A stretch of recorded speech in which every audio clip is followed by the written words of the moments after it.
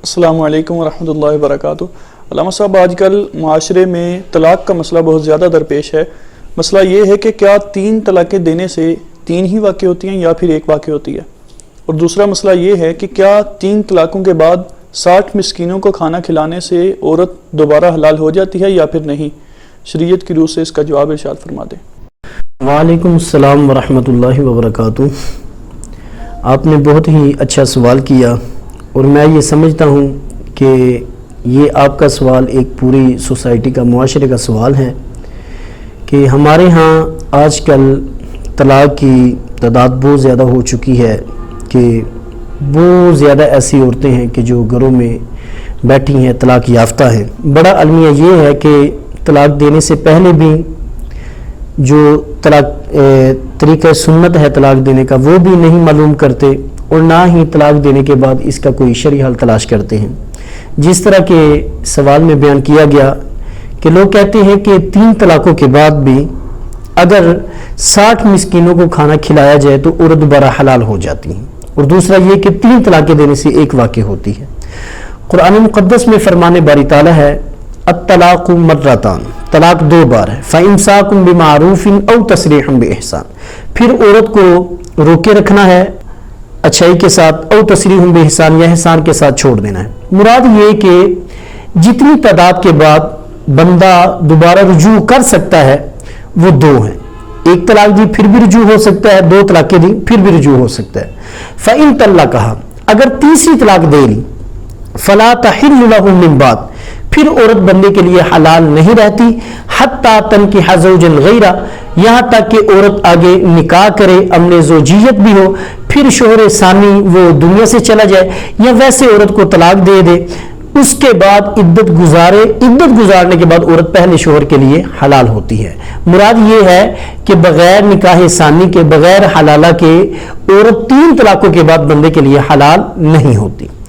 اب ہمارے ہاں یہ ہے کہ وہ کہتے ہیں 60 مسکینوں کو کھانا کھلایا جائے، نہ یہ قرآن مجید کے اندر ہے بلکہ قرآن کے بھی خلاف ہے، اور نہ یہ فرمان مصطفیٰ میں ہے، اور نہ ہمیں کسی فقہ کی کتاب کے اندر یہ ملتا ہے کہ 3 طلاقوں کے بعد اگر 60 مسکینوں کو کھانا کھلایا جائے تو 3 طلاقیں واقع نہیں ہوتی بلکہ عورت بندے کے لیے دوبارہ حلال ہو جاتی ہے، بلکہ یہ صراحتاً قرآن، حدیث اور دیگر ائمہ کرام کے جو اقوال ہیں ان کے خلاف ہے۔ لہٰذا 3 طلاقیں دینے کے بعد نتیجہ یہ نکلتا ہے کہ عورت بندے کے لیے حلال نہیں رہتی سوائے ایک حلالے کے، نکاح ثانی کے۔ نکاح ثانی ہو، امن زوجیت ہو، پھر وہ بندہ دنیا سے چلا جائے یا ویسے طلاق دے دے، عدت گزارنے کے بعد عورت پہلے شوہر کی طرف رجوع کر سکتی ہے۔ اور رہی یہ بات کہ 3 طلاقیں دینے سے 3 واقع ہوتی ہیں یا 1 واقع ہوتی ہے، کچھ لوگ ایسے ہیں جو کہتے ہیں 3 طلاقیں دینے سے 1 طلاق واقع ہوتی ہے، یہ بھی سراسر قرآن کے خلاف ہے، کیونکہ فَإِن طَلَّقَهَا یہ مطلق ہے، اور مطلق یجری علی اطلاق ہی، اس اصول کے تحت حکم یہ بنتا ہے کہ 3 طلاقیں جس بھی طریقے کے ساتھ دی جائیں، لوگ کہتے ہیں کہ 3 طلاقیں اکٹھی دی جائے تو 1 واقع ہوتی ہے، کسی بھی طریقے کے ساتھ طلاق دی جائے، چاہے وہ اکٹھی دی جائے یا وقفے کے ساتھ دی جائے، بہر صورت 3 طلاقیں 3 واقع ہوتی ہیں، جس کا رزلٹ یہ نکلتا ہے کہ عورت بندے کے لیے حرام ہو جاتی ہے، عورت بندے کے لیے حلال نہیں رہتی۔ اور یہ جو بیان کردہ مفہوم ہے یہ صرف میری طرف سے نہیں ہے بلکہ پہلے جمہور صحابہ کرام، تابعین اور ائمہ سلف و خلف کا یہی موقف، یہی مذہب رہا ہے کہ 3 طلاقیں دینے سے 3 ہی واقع ہوتی ہیں، جس طرح کے فتح القدیر جلد 3 میں ہے کہ ذهب جمہور الصحابہ والتابعین ومن بعدهم من ائمۃ المسلمین الی انه یقع الثلاث، جمہور صحابہ کرام، تابعین اور بعد والے جو